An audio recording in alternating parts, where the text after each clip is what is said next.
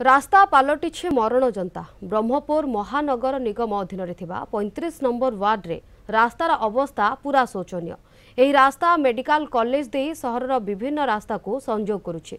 यह सहित भाविनीपुर लोचापड़ा परी अनेक पंचायतर रास्ता को मध्य संजोग करुछि। हेले दीर्घ वर्ष हैला रास्तार अवस्था अति शोचनीय। तुरंत रास्ता मरामती करने को जनप्रतिनिधि प्रतिश्रुति देउथुवा बेले कैमेरा सामने मुह खोलु नाहंती। ए संपर्क में अधिक सूचना देउछन्ती आम दक्षिण ओडिशा मुख्य प्रकाश पट्टनायक।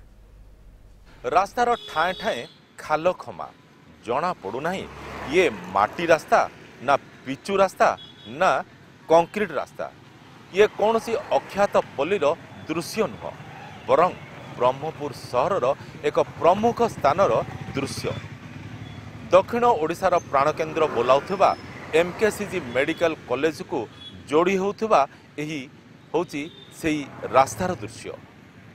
एथिपाई प्रतिदिन कि दिन कि राति लोकंकर एठी जातायात लागी रही थाए।